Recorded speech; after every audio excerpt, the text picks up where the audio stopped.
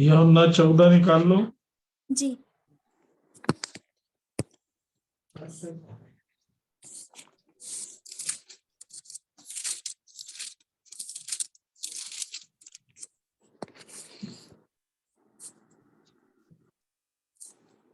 जी ma'am, यूहन्ना 14 1 से 21 पद तक।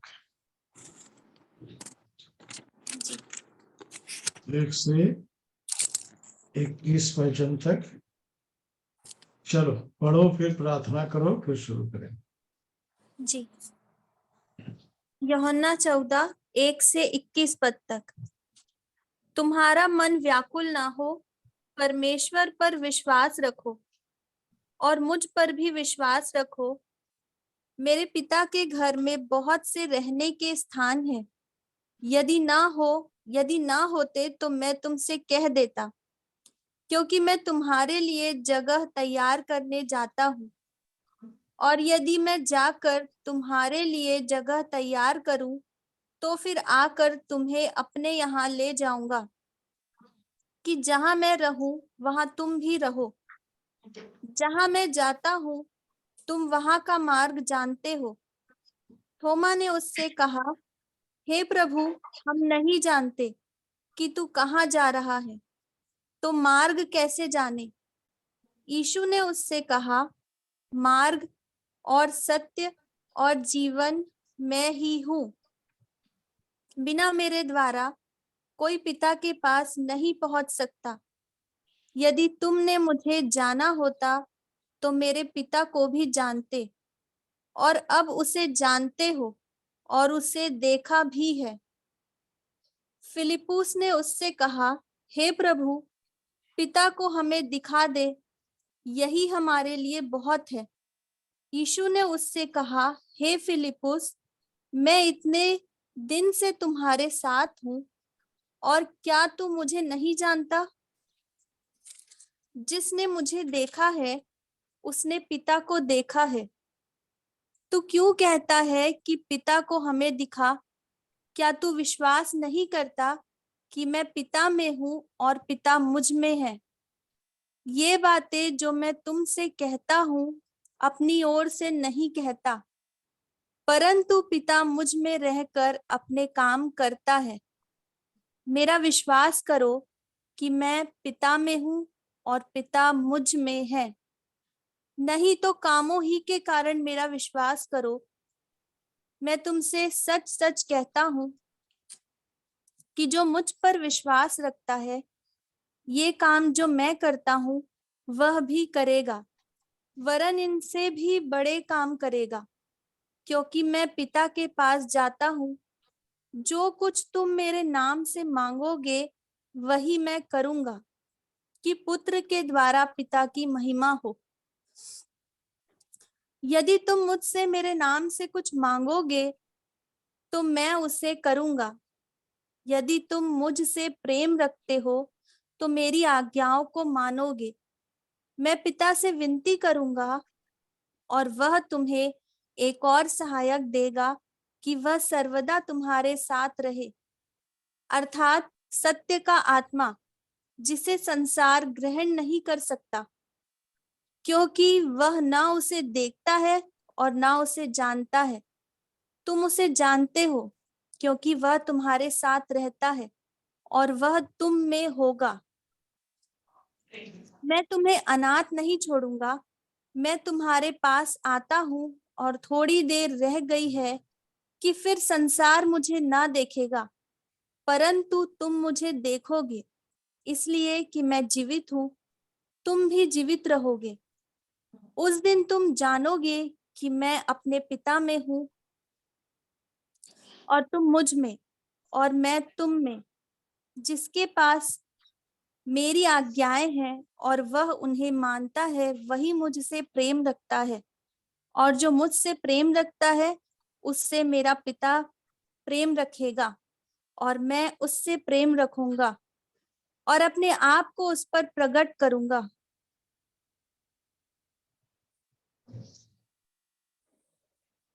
चलो प्रार्थना करो।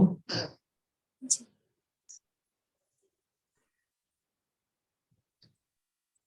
धन्यवाद, धन्यवाद प्रेमी पिता परमेश्वर, स्वर्ग को, पृथ्वी को, समुद्र को और हम सब मनुष्य जाति को और विशेषकर को मुझे बनाने वाले मेरे जीवित पिता परमेश्वर, मैं अपने उद्धारकर्ता प्रभु यीशु मसीह के नाम से आपके चरणों में आती हूँ पिता। आपका हृदय से धन्यवाद देती हूँ इस जीवन के लिए, इस समय के लिए। आपने आज हम सबों को सुरक्षित रखा पिता। यीशु मसीह के नाम में आपका धन्यवाद देती हूँ जीवित वचन के लिए प्रभु जी।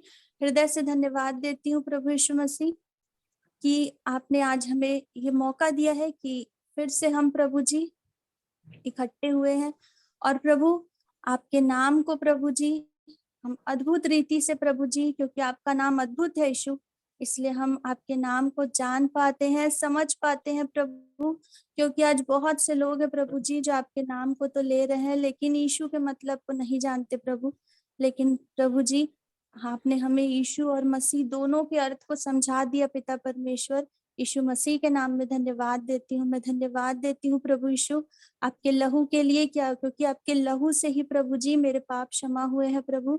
और मेरे सभी भाई बहन जो जुड़े हैं प्रभु जी, वो सब आपके लहू पर विश्वास करने के कारण आज यहाँ जुड़े हैं प्रभु। आपका बहुत बहुत धन्यवाद देती हूँ क्योंकि आपका लहू व्यर्थ नहीं बहा है प्रभु जी। आपके लहू के कारण प्रभु हम आपके हुए हैं यीशु। आपका धन्यवाद देती हूँ, धन्यवाद देती हूँ प्रभु जी कि मैं आपकी हूँ प्रभु यीशु और आप मेरे हैं प्रभु। इस बात को प्रभु जी आपने मेरे जीवन में प्रकट किया है प्रभु यीशु। आपका बहुत बहुत धन्यवाद देती हूँ प्रभु जी। आप पिता के दाहिने विराजमान है प्रभु, मैं धन्यवाद देती हूँ।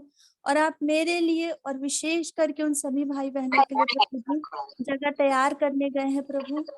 मैं धन्यवाद देती हूँ प्रभु जो आपके नाम से जी रहे हैं, जो आपके वचनों को जी रहे हैं पिता। मैं धन्यवाद देती हूँ प्रभु जी ऐसे जीवन के लिए प्रभु, क्योंकि प्रभु मैं अंधकार में थी, पाप में थी, बुराई में, शैतान के हाथों में, नरक में और संसार में थी प्रभु।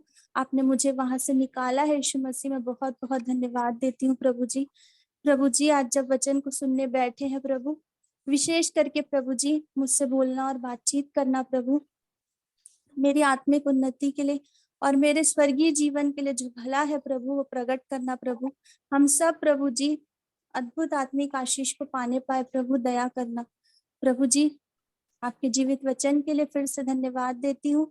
आपके बेटे के लिए जब उनके मुख से आपके वचन हम सुनते हैं प्रभु, दया करना, अनुग्रह करना, उन्हें भी आशीष देना और प्रभु जी सारी बातों को आप प्रकट करना प्रभु जो आज आप हम सब से बोलना चाहते हैं प्रभु।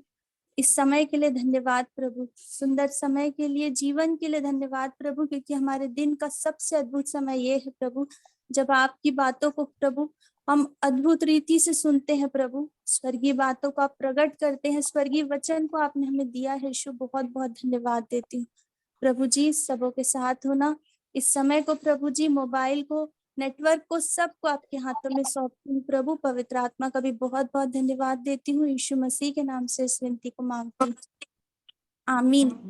आमीन आमीन। परमेश्वर पिता का धन्यवाद करते हैं प्रभु यीशु के सामर्थी नाम में। उन सब भाई बहनों के लिए, बच्चों के लिए जो प्रभु को आदर देते हुए प्रभु के वचनों में थोड़ी देर बैठने के लिए अपने बहुमूल्य समय को दिए हैं, मैं उन सबों के लिए धन्यवाद करता हूँ। धन्यवाद देता हूँ परमेश्वर के लिए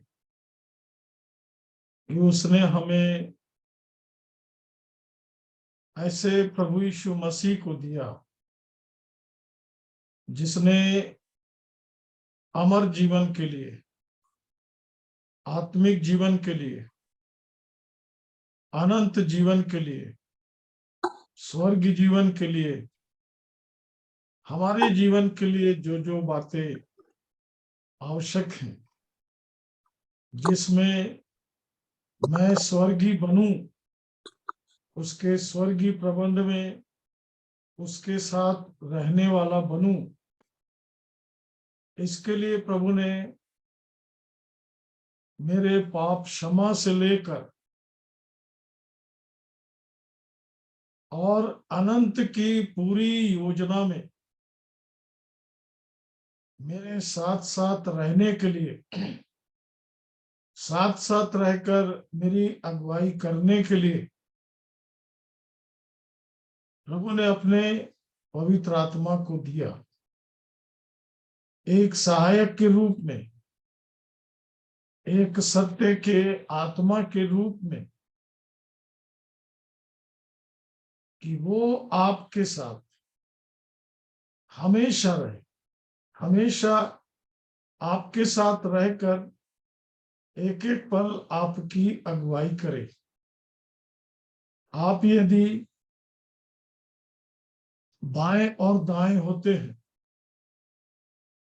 किसी भी प्रकार के शैतान और दुष्ट की युक्ति में फंसते हैं, वो आपकी मदद करने के लिए हमेशा आपके साथ उपस्थित है।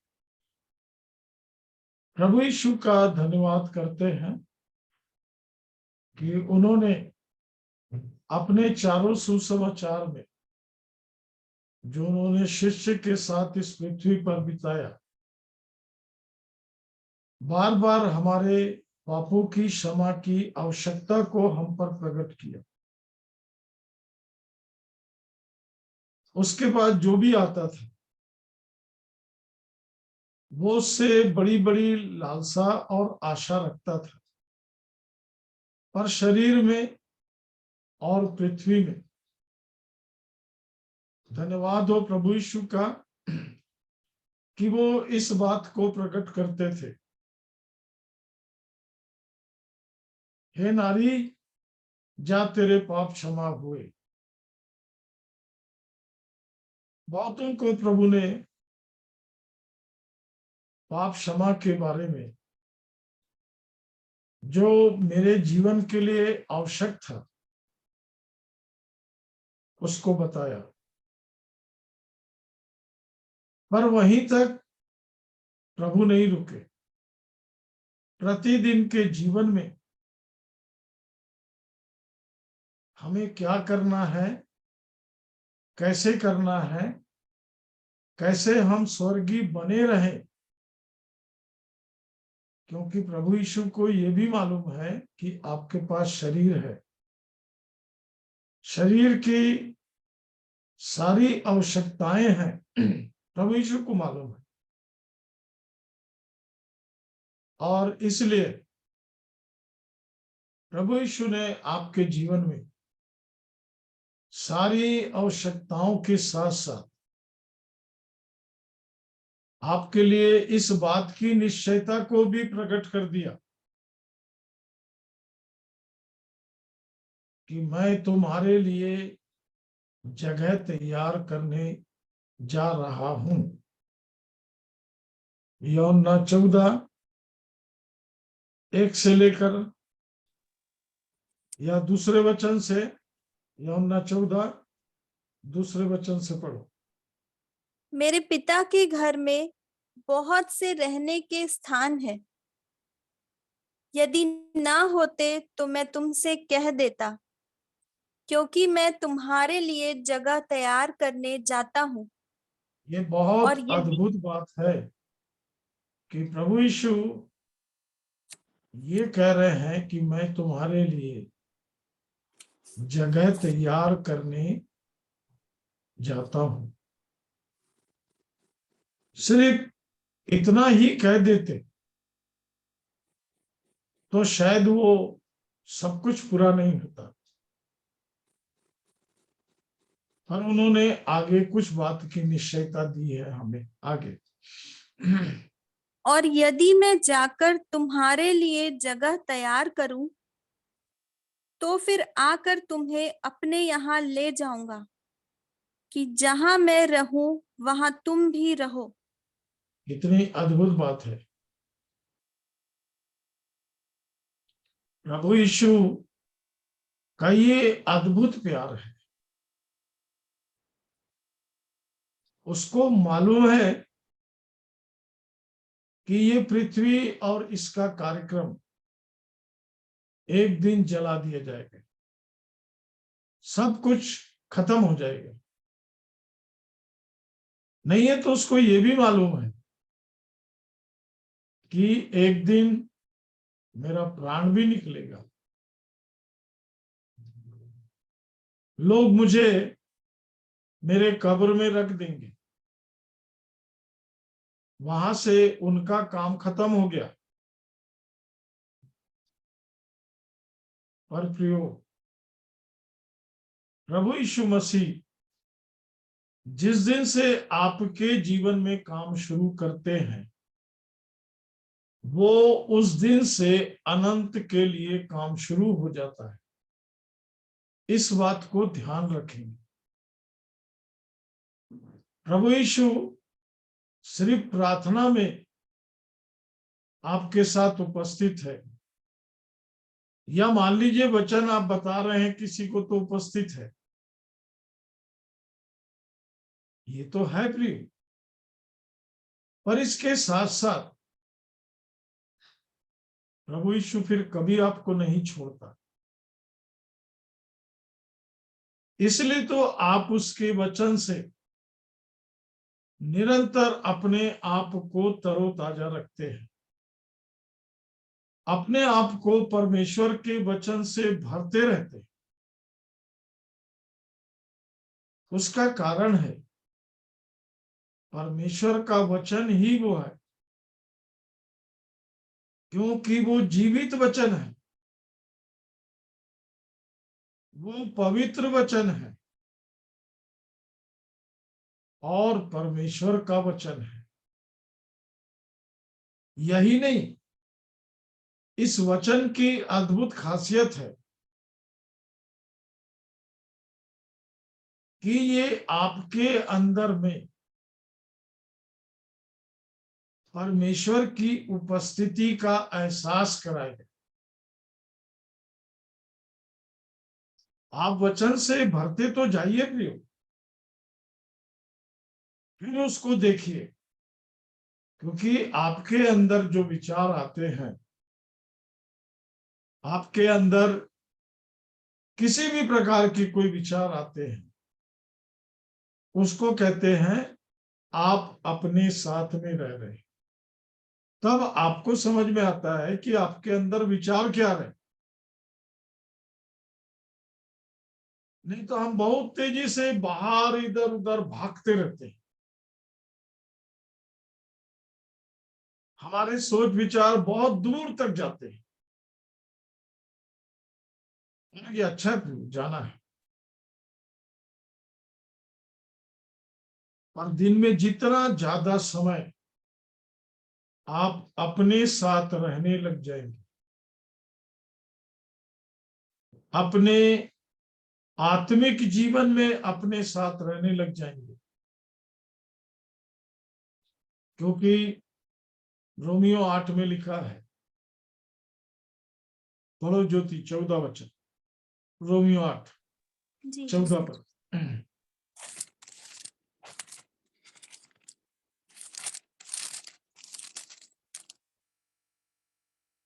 इसलिए कि जितने लोग परमेश्वर के आत्मा के चलाए चलते हैं, वे ही परमेश्वर के।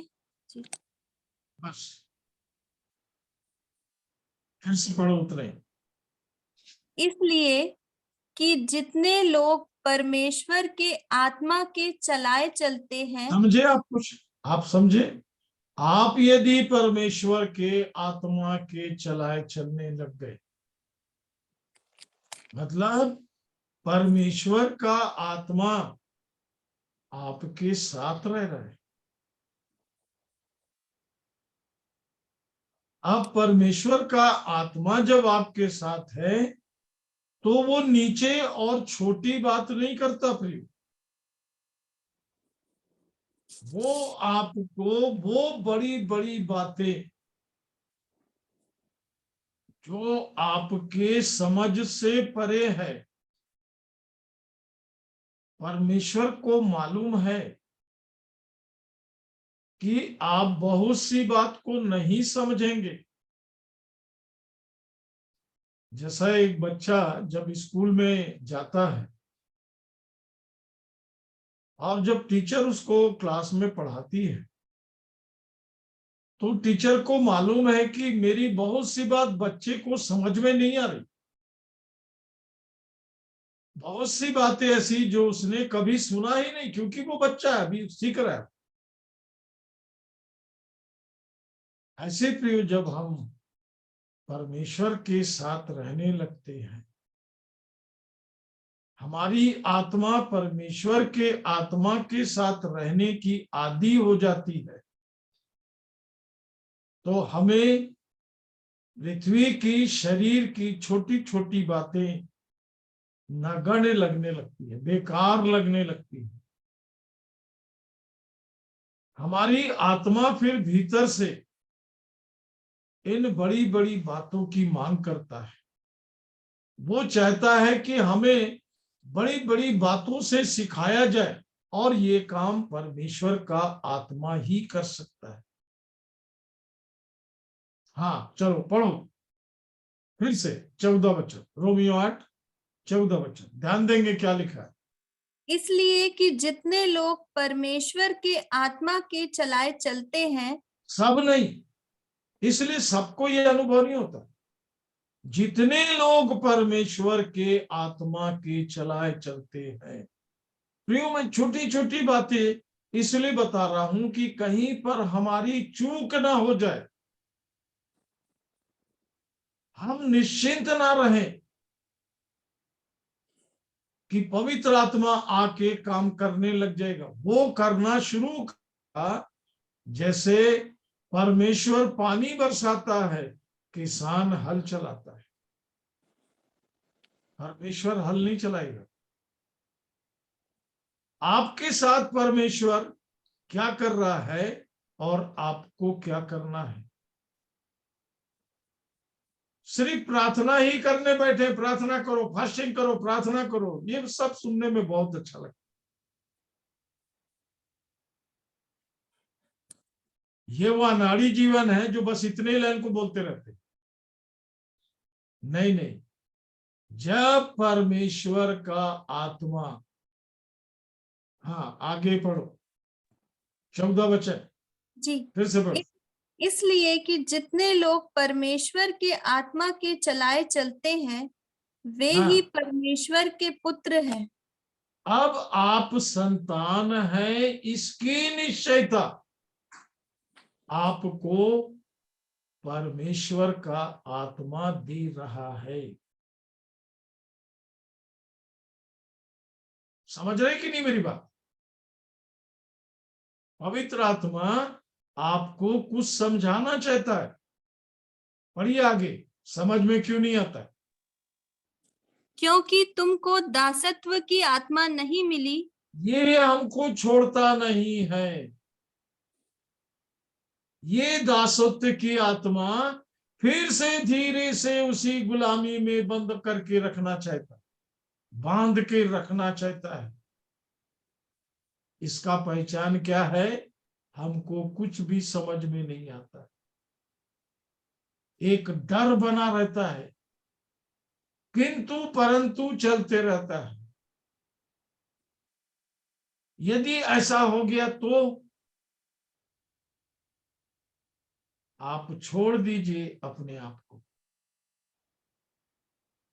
इसलिए जब आप यहेजकेल की पुस्तक पढ़ेंगे तो उसमें लिखा है, मैं जल में पहले जब उतरा तो टखने तक जल था, जब वो और आगे बढ़ा तो जल कहां तक पहुंच गया, घुटने तक, और आगे बढ़ा तो जल कमर तक हो गया। अभी इसके विषय में नहीं बता रहा हूं मैं, पर एक लाइन आया है कि जल बढ़कर इतना हो गया कि जल तैरने लायक था। फिर आपको आपका पैर रखने का जगह या आपके भरोसे पर चलने का जगह नहीं रहता। पूर्ण परमेश्वर के हाथ में, उसके निश्चयता में, उसके ऊपर आश्रित हमारा जीवन होने लगता है। क्योंकि हमको नहीं मालूम प्रियो, हम नहीं जानते, वो अनंत की बातें हमें नहीं मालूम।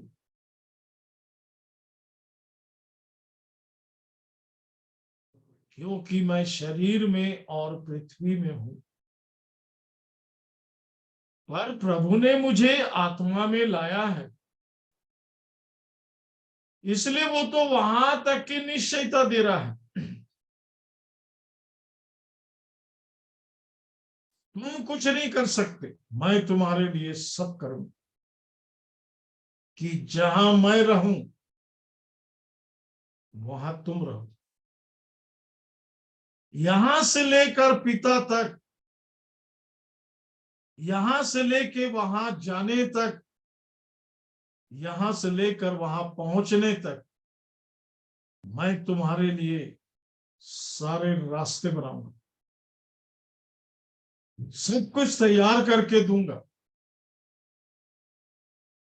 प्रिय, आपने ध्यान दिया कि आप पाप में हैं, आप मृत्यु में हैं, आप अंधकार में हैं, आपने ज्योति में आने के लिए कुछ नहीं किया, आपने पाप से छूटने के लिए कुछ नहीं किया। परमेश्वर का स्वर्गीय प्रबंध है जो यीशु मसीह में मेरे लिए सब कुछ किया। इसलिए प्रियो, आज भी जितने लोग, शायद हमको भी मिलाकर, यदि यीशु मसीह को ठीक से नहीं जानते हैं, तो आप उस महान अद्भुत बड़ी आशीषों से अभी भी वंचित है। इसलिए बाइबल कहती है, आत्मा से परिपूर्ण हो जाओ, इसलिए कि पवित्र आत्मा, सत्य का आत्मा आपकी आत्मा से जो कुछ कहे, पहली बात आपको विश्वास हो, दूसरी बात कि ये सब अनंत की बातें हैं, आपको अनंत की योजना में लाया जा रहा है। आपकी आत्मा को जो बृहद जीवन है, जिसे अनंत जीवन की जरूरत है, ये शरीर का जीवन दिया जा चुका है जो एक दिन ले लिया जाएगा। ये शरीर का है, ये शरीर एक दिन मिट्टी में मिल जाएगी, इसके बारे में बोल दिया गया। पर आपकी आत्मा परमेश्वर के पास जाएगी। सबोपदेशक में बहुत अच्छा दिया, आप निकाल के पढ़ना चाहेंगे पढ़ लीजिए, 12 अध्याय उसका 7 वचन, सबोपदेशक की पुस्तक 12 अध्याय। आप नहीं निकाल रहे हैं तो ज्योति निकाल के पढ़ रही है, पढ़ दो। सबोपदेशक 12 अध्याय और उसका 7 वचन, दोनों को अलग अलग कर दिया, इसलिए पढ़वा रहा हूं आपसे। सबोपदेशक 12 का 7। तब मिट्टी जो की त्यों मिट्टी में मिल जाएगी। देखिए, मिट्टी मिट्टी में चली जाएगी। आगे, और आत्मा परमेश्वर के पास जिसने उसे दिया लौट जाएगी। आपको है विश्वास? हेलो, हाँ बेटा, क्या बोल रही? आपके जीवन को 2 भाग में यहाँ पर रखा है। 4 बजे करीब लगाती हूँ, मीटिंग खत्म होने के बाद। आपको जो परमेश्वर की आत्मा दी गई है, वो इसलिए कि आपकी आत्मा को भी परमेश्वर के पास पहुंचाया जाए। और ये काम प्रियो हमारे जीवन में अभी शुरू हो जाता है। रोमियो 8 अध्याय 15 वचन पढ़े थे ना, 16 वचन पढ़ो। जी, 15 आधा पढ़े थे। हाँ पढ़ो, पूरा कर लो, शाबाश।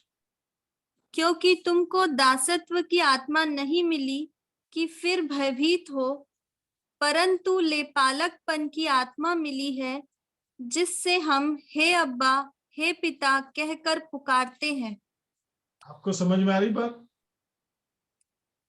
हो सकता है ये वचन सब आपको याद हो, पर यहां लिखा क्यों है इसको आपको समझना है। आपके समझने से आपको फायदा है। देखिए अगला वचन, आत्मा आप ही हमारी आत्मा के साथ गवाही देता है कि हम परमेश्वर की संतान हैं। हाँ, ये बात की बात को छोड़ देना, फिर से पढ़ो, मेरे आत्मा साथ पढ़ो। जी,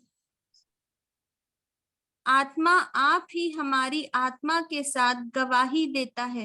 बस इतनी चीज तो सीखना है। मतलब परमेश्वर को मालूम है कि मेरे बच्चे को क्या चाहिए, उसने बता दिया। आत्मा गवाही दे के कहता है हम परमेश्वर की संतान हैं, उसने लिख के दे दी, लिखित दे दी। क्या आपको इस बात का विश्वास है? चलिए पहला पद वचन भी पढ़ेंगे। पहला पद रोमियो 8। अतः अब जो मसीह यीशु में है उन पर दंड की आज्ञा नहीं। इसको ध्यान रखें, पूरा संसार दंड के वश में है। आप वहां से निकाले गए, आपको वहां से निकाला गया है, आपको बचाया गया, फिर भी मुंह लटका के घूम रहे तो सोचिए आप कहीं पर गुलाम है। आपको अपनी आजादी का एहसास नहीं है, आप उनमें नहीं है जहां पर सर्वनाश होगा। और उसमें पिता गिनता नहीं है कितने लोग मरे, कितने लोग बचे हैं, उनकी गिनती होगी। इसलिए प्रभु से हमेशा ये प्रार्थना करते रहिए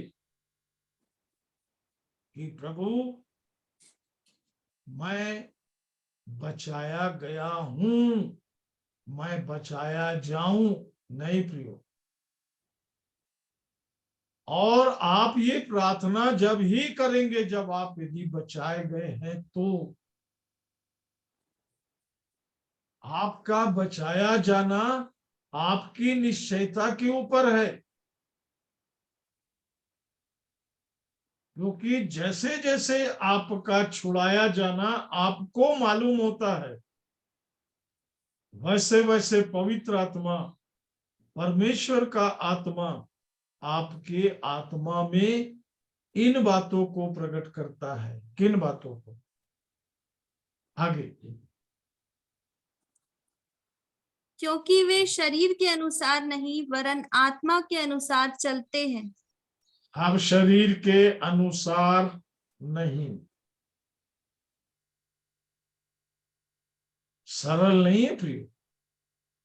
मैं इतने साल से घूम रहा और भटक रहा हूं, मेरे को सब शरीर में ही मिलते हैं और बड़े दुखित मिलते हैं, बड़े परेशान से मिलते हैं। और हाँ, मैंने उनका आनंद भी देखा है जो बचाए गए, उनके आनंद को भी देखा है। बाइबल उठाने का मतलब ही है प्रियो कि मैं बाइबल इसलिए वचन को पढ़ रहा या पढ़ रही हूं कि प्रभु ने मुझे छुड़ा लिया, प्रभु ने मुझे बचा लिया, अपनी योजना में लिया है। कितना अद्भुत तरीके से कह रहा है, मैं तुम्हारे लिए जगह तैयार करने जा रहा हूं। कितना अद्भुत है। और उससे अद्भुत यह है कि जहां मैं रहूं वहां तुम रहो। एक बराबरी, एक समानता। वो समानता को यहीं से शुरू कर रहा है रोमियो 8। आगे, क्योंकि जीवन की आत्मा की व्यवस्था ने मसीह यीशु में मुझे पाप की और मृत्यु की व्यवस्था से स्वतंत्र कर दिया। प्रियो, पाप और मृत्यु से स्वतंत्र भर कर दिया ऐसा नहीं है। अब आपके अंदर जीवन की आत्मा भी काम करने लगी। इस पर ध्यान देंगे क्योंकि अब ये रोज आपके साथ काम कर रहा है, प्रतिदिन, और ये अनंत तक करता रहे।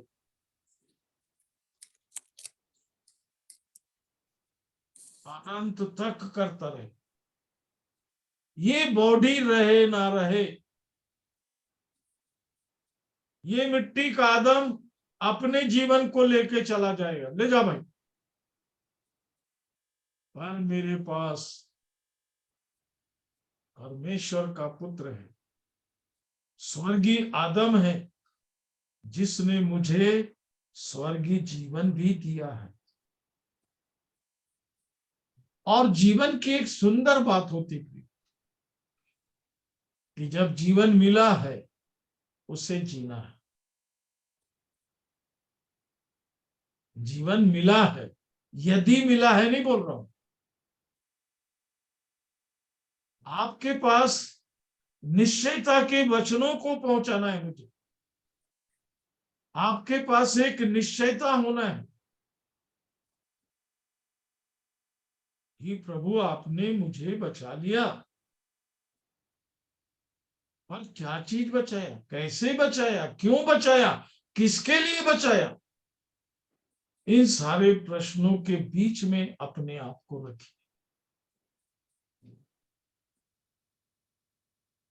क्योंकि जब हम शरीर और उसकी लालसाओं में दिन बिताते थे, जीवन बिताते थे, तो शैतान और उसकी मनसा पूरी करते थे, संसार की अभिलाषाओं में अपने दिन को गुजारते थे।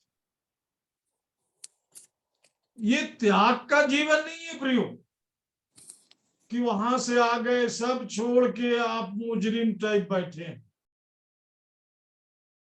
कहीं ऐसा तो नहीं समझ रहे।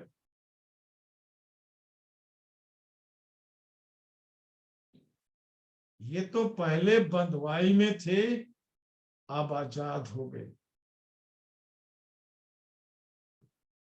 क्रूस ने मुझे आजाद कर दिया। कहां तक कि परमेश्वर की सामर्थ मुझ में काम करे। शायद उसकी बातों को मैं अभी ना समझता हूं, शायद उसके बड़े बड़े प्रबंध जो मेरे लिए किए गए हैं, मैं तुम्हारे लिए जगह तैयार करने जाता हूं, तो आपको कैसा लगेगा मालूम है? अच्छा, जैसे बंबई या दिल्ली में कोई छोटा सा घर हमारे लिए ढूंढने गया। नहीं नहीं प्रियो, वो स्वर्ग से आया है और मैं अपने पिता के पास, मतलब स्वर्ग में फिर जा रहा हूं। अनंत में जहां पर रहना है, जहां के लिए आपको अनंत जीवन दिया गया है, उस राज्य में रहने के लिए, इसलिए यीशु एक ही बात के पीछे पड़ा हुआ है, मेरे पिता का राज्य। मेरे पिता ने मुझे भेजा है, मैं स्वर्ग से आया हूं, स्वर्ग से मेरे पिता ने मुझे भेजा है। ये सब वचन आपको यूहन्ना में मिलेंगे। आप इस पुस्तक को बार बार पढ़िए। और मेरे पिता ने भेजा है, मैं आपको पूरा वचन लिखवा सकता हूं, पर रेडीमेड चाहोगे कि खोजोगे? हाँ, तब तो आपको आनंद आएगा कि पिता ने आपको कैसा बेटा दिया है। और यही नहीं, गलातियों 4:4 पढ़िए, वहां पर एक शब्द देने के लिए आपको ले जा रहा हूं। गलातियों 4 अध्याय उसका 4था वचन।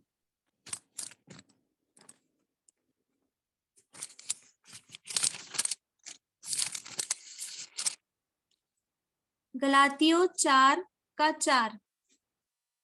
परंतु जब समय पूरा हुआ तो परमेश्वर ने अपने पुत्र को भेजा। हाँ, जी। आगे। जो स्त्री से जन्मा और व्यवस्था के अधीन उत्पन्न हुआ, आगे। ताकि व्यवस्था के अधीनों को मोल लेकर छुड़ा ले और हमको लेपालक होने का पद मिले। हाँ, अब आगे पढ़िए। और तुम जो पुत्र हो। बस, क्या समझे? ये सिर्फ शब्द नहीं है प्रयोग, फिर से पढ़ो। और तुम जो पुत्र हो। अब आगे पढ़ो। हाँ, इसलिए परमेश्वर ने अपने पुत्र के आत्मा को, जो हे अब्बा हे पिता कहकर पुकारता है, हमारे हृदयों में भेजा है। अभी मालूम है आपको, जब ये आत्मा आपके अंदर आया तो आप क्या नहीं हो और क्या हो, ये दोनों बात को जानना है। ये देखिए 7 पद लिखा, पढ़िए 7वां वचन पढ़िए। जी। इसलिए तू अब दास नहीं परंतु पुत्र है, और जब पुत्र हुआ तो परमेश्वर के द्वारा वारिस भी हुआ। आपको समझ में आई बात? बहुत से लोग अभी भी हम तेरे दास हैं, हम तेरे दास हैं घोषणा करते हो आप।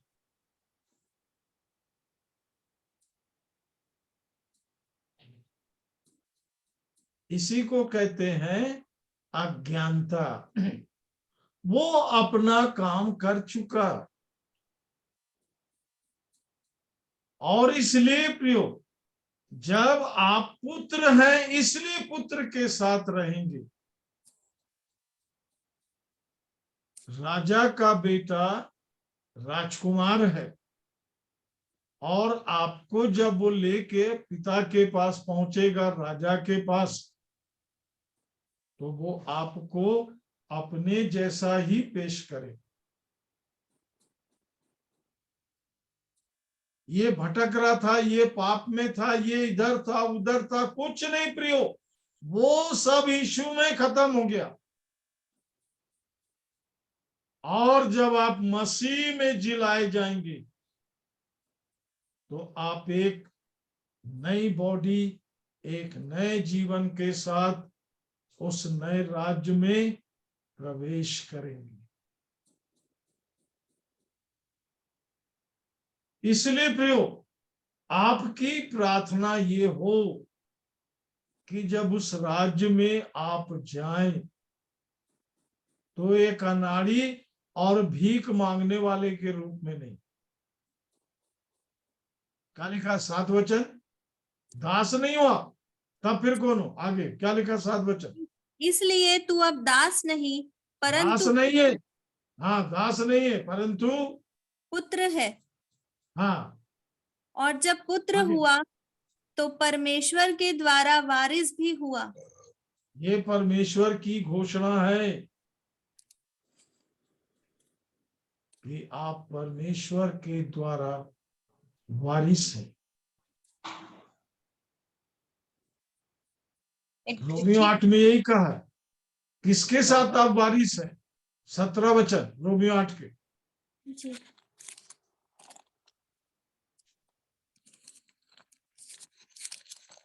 एक मिनट।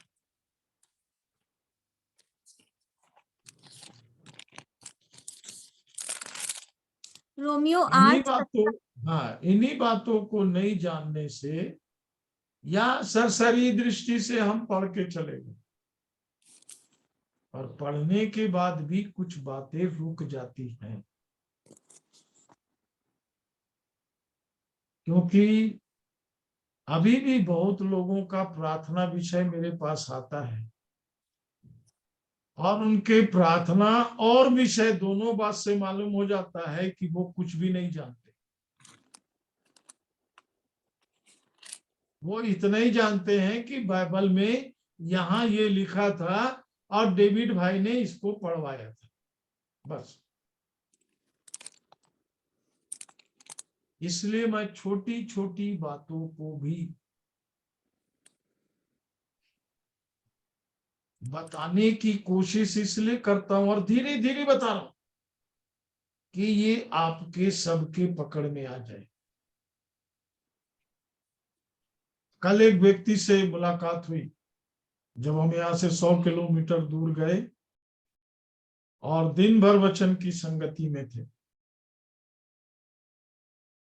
मेरे बगल में एक भाई बैठे थे।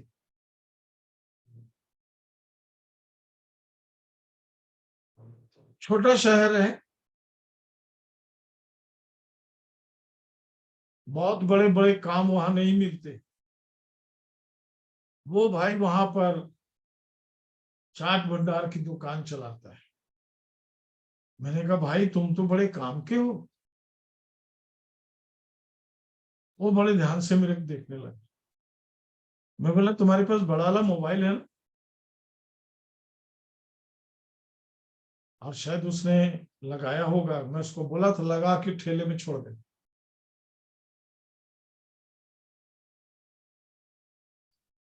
तुम्हारे जैसे लोग ज्यादा प्रचार करेंगे और किसको प्रचार किया आपको नहीं मालूम पर करेंगे।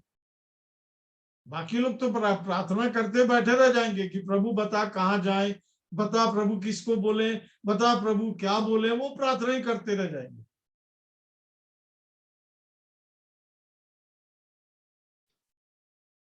आपको मालूम है, ये सुन के बहुत आशीषित हुआ, बहुत आनंदित हुआ।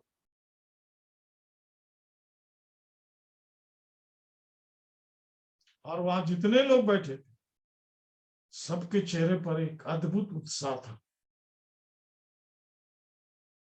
वो भाई को देखा मैं जो उनके लिए मेहनत कर रहा है। और उस भाई ने मेरे से निवेदन किया कि दिव्य भैया आप एक काम करना, महीने में एक बार कम से कम मैं सबको इकट्ठा करूंगा, आप हमारे बीच में आना। और जितने लोग थे प्रिय सबको उसने खाना खिलाया।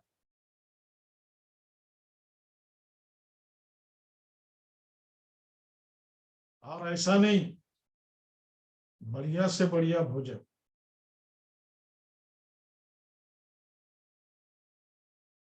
सबके लिए खाना बना के।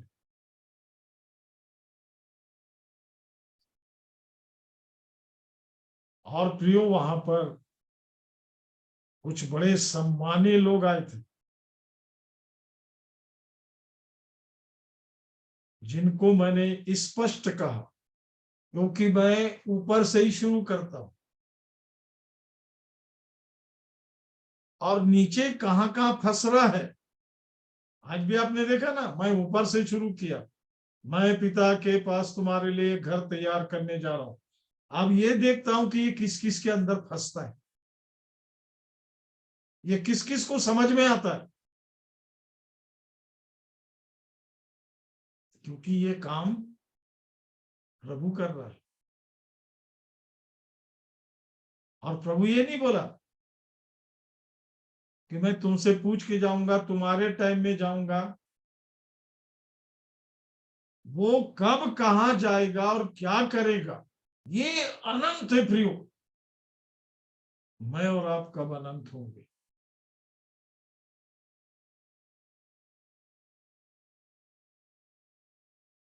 उस भाई के घर में हर किसी को एक आनंद में भरा हुआ देखा। और आनंद का कारण ये था, वहां वचन खुला हुआ था, वचन से एक बात चल रही थी, प्रभु की वहां उपस्थिति बनी हुई थी।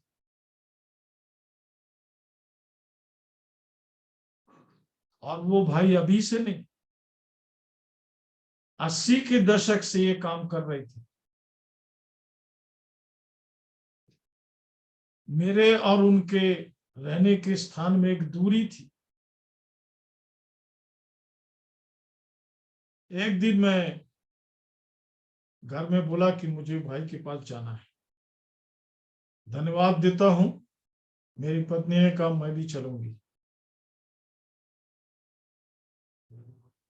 वो जाने की स्थिति में नहीं थी, पर मैं चलूंगी बोले, क्योंकि वो बहनों के साथ बैठ के प्रार्थना किया करती थी। और गई प्रियो, कल भी वो मेरे साथ गई। दिन भर मेरे साथ रही। रात को मैं उसकी हालत देख रहा था। हाथी से वो लेट गई और जब मैं आवाज दिया तो देखा वो नींद में थी। 70 वर्ष की उम्र में भी एक धुन है कि सामने वाला व्यक्ति प्रभु में बना रहे। प्रभु में जो आवश्यकताएं हैं वो पूरी की जाए। और इसलिए प्रियो, आप ये सब स्वर्गीय अनंत की बातों को पाके बैठे हुए तो नहीं है। नहीं, कुछ ना कुछ हमने एक जगह आप मैं को जीना सीखिए। पति पत्नी बच्चे परिवार में है, फिर भी आप हमेशा मैं में रहिए, क्योंकि मैं से प्रभु हमेशा बोलता और बात करते। नहीं तो आपको मालूम है रोमियो 8:9 में क्या लिखा है? यदि किसी में मसीह का आत्मा नहीं तो वह उसका जन नहीं। ध्यान रखेंगे, बाइबल निर्णायक बात करती है। इसलिए तो ये परमेश्वर का वचन है। ये ऐसा है तो है। अब वहां पर गोल गोल घुमाने का काम शैतान का है, तो उस चक्कर में नहीं पड़ना। परमेश्वर को सिखाने का कोशिश नहीं करना। उसको सब मालूम है, हमें कुछ भी नहीं मालूम। इसलिए हमारे लिए सारा प्रबंध परमेश्वर करता है। उसको सब मालूम है। ये मिट्टी के टिकरे को कुछ भी नहीं मालूम, वो जानता।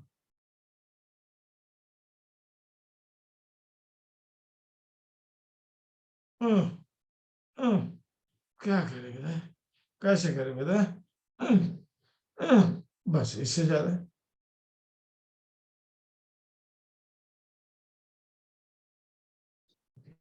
मेरा छोटा भाई जो अब नहीं रहा, बीमार था, तो मैं उससे बोला भाई मेरे साथ प्रार्थना कर, मैं तेरे लिए प्रार्थना करूंगा, तो पर तू अपने लिए प्रार्थना कर। उसने क्या बोला मालूम? मैं यहां मर रहा हूं और आपको प्रार्थना का पड़ा है। तो मैंने कहा मर जा, क्या फर्क पड़ता है। बहुत से लोग एहसान जताते हैं। ध्यान रखेंगे। अरे सौभाग्य आपका कि आपके लिए कोई प्रार्थना कर रहा है। इसे ध्यान रखेंगे। चाहे वो मेरा आदमी हो, चाहे मेरी औरत हो, चाहे मेरा बेटा हो, चाहे मेरा भाई हो, चाहे मेरा बाप हो, कोई भी रहे, सावधान कि तेरे लिए कोई प्रार्थना करने वाला है। और वो भी परमेश्वर का बच्चा प्रार्थना कर रहा है।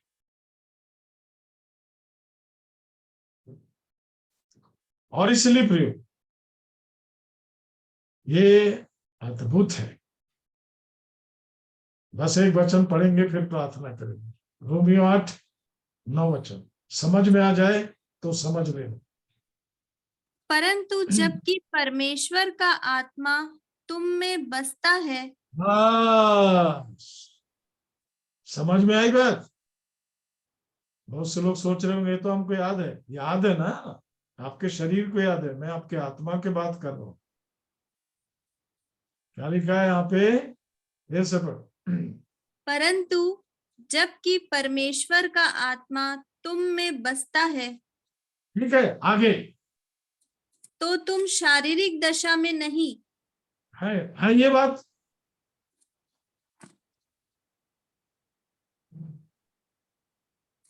मतलब यदि परमेश्वर का आत्मा आ गया, डांस करते करते आत्मा आ, आत्मा आ, आत्मा आ, तो ध्यान रखना शारीरिक दशा में नहीं हो फिर।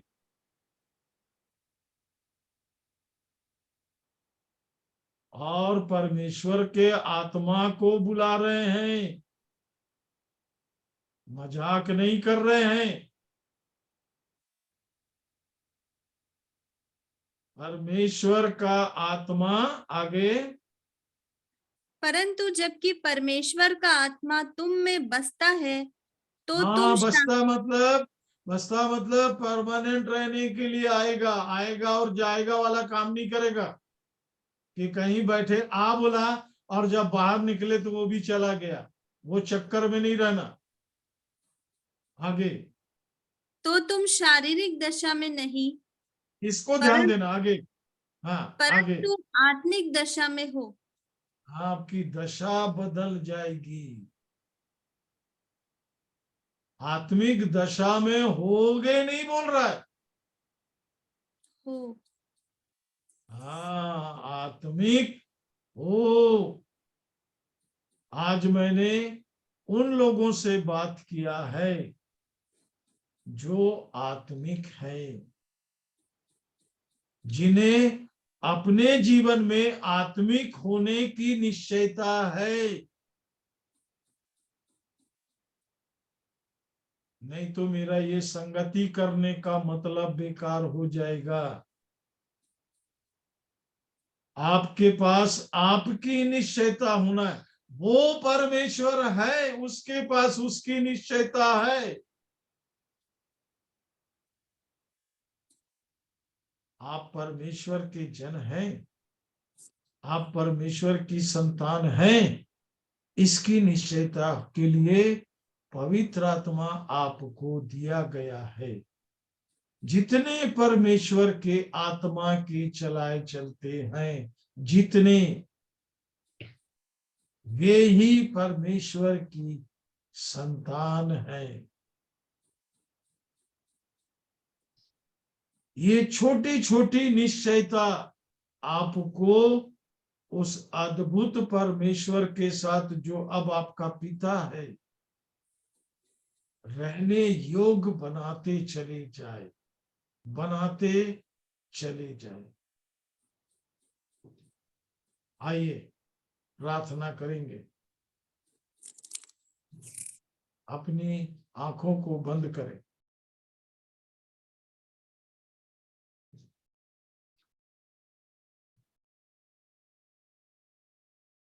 और संध्या जी प्रार्थना में अगुवाई करेंगी। संध्या जी रतलाम से। जी।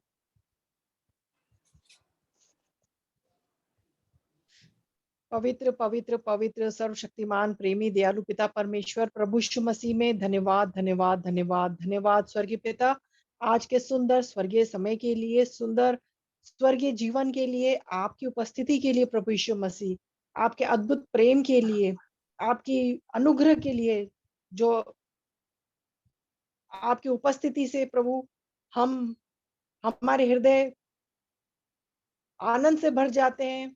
हमारे अंदर जो मेरे अंदर जो आपने ये निश्चितता भरी है कि हाँ प्रभु यीशु मसीह आप मेरे हैं और मैं आपकी हूँ, आप मेरे साथ रहते हैं और मैं स्वर्गीय हूँ, और परमेश्वर ने मुझे अपने घराने में पैदा किया और रखा है, और आपके प्रिय पुत्र के साथ आपके साथ स्वर्गीय पिता आपने मुझे सहभागिता में रखा है।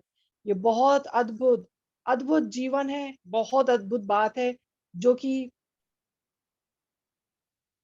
हम शरीर में नहीं समझ सकते, लेकिन पिता आपके आत्मा के द्वारा जो आपने अभी बोला, बातचीत किया, उसके लिए मैं आपको धन्यवाद देती हूँ। धन्यवाद देती हूँ पिता, इस जीवन में चलने के लिए आप जो हमसे बोलते हैं, बातचीत करते हैं और निरंतर पवित्र आत्मा आप हमें लिए चलते हैं उस रास्ते पर, और उसमें निरंतर आगे और आगे बढ़ते चले जाएँ, और इस निश्चयता के साथ कि हमारी अ, सहभागिता आपके साथ है, प्यारे प्रभु यीशु मसीह।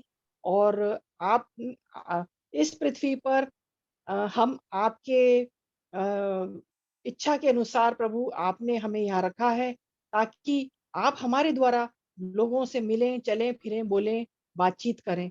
और प्रभु यीशु मसीह, निरंतर आपकी खुशबू हमारे जीवन से फैलती चली जाए। और मैं आपको धन्यवाद देती हूँ इस समय के लिए। आपके हमारे प्रेरित और भविष्यवक्ता के द्वारा आपने हमसे अभी बोला, बातचीत करा पिता, ये बहुत ही बहुमूल्य कीमती समय हमारे जीवन में है। उसके लिए मैं आपको दिल के गहराइयों से धन्यवाद देती हूँ। और सब भाई बहनों को प्रभु यीशु मसीह आपके नाम से मैं आशीषित करती हूँ। जिसकी जो भी जरूरतें हैं, चाहे सांसारिक हों, चाहे स्वर्गीय हों, आप सब जानते हैं स्वर्गीय पिता, और स्वर्गीय भंडारों से आप उनकी ज़रूरतों को पूरा करेंगे, ये मेरा विश्वास है। उसके लिए मैं आपको धन्यवाद देती हूँ। और इस सुंदर समय के लिए दादा और पूरे परिवार को सदा आप अपने अनुग्रह में बनाए रखना प्रभु जी, और उन्हें लिए चलना अपने अ अ, साथ संग और साथ प्रभु यीशु मसीह के नाम से मैं धन्यवाद देती हूँ। और पिता, आपने फिर से हमें ये मौका दिया, हमारी संग संगति करी, उसके लिए मैं आपको धन्यवाद देती हूँ कि इस योजना में हम सदा सब मिल कर के आपके उपस्थिति में एक जीवंत जीवन जीते चले जाएं प्रभु, और बहुत सारी आत्माएं आपके राज्य के लिए जीतने पाएं, और निरंतर आपकी सहभागिता में बने रहें, यही विनती निवेदन करते हैं। अभी जो आपने हमसे बोला, बातचीत करी, इसलिए कि जितने लोग परमेश्वर के आत्मा के चलाए चलते हैं, वे ही परमेश्वर के पुत्र हैं। ये बात हम कभी ना भूलें कि हम परमेश्वर के पुत्र हैं, और आपकी आत्मा हमें चलाती है इस संसार में। धन्यवाद प्रभु यीशु मसीह, धन्यवाद। और हम निरंतर उस दिन की बाट जो रहे हैं प्रभु यीशु मसीह, जब आप हमें लेने आएंगे, आप मुझे लेने आएंगे प्रभु यीशु मसीह, उस घड़ी के लिए मैं सदा तैयार पाई जाऊं, यही विनती निवेदन करती हूँ। धन्यवाद स्वर्गीय पिता, आपने स्वर्ग से प्रार्थना सुनी उसके लिए, और सब कुछ मांग लेती हूँ उद्धार देने वाले प्रभु यीशु मसीह के सामर्थ्य और जीते नाम से। आमीन। आमीन।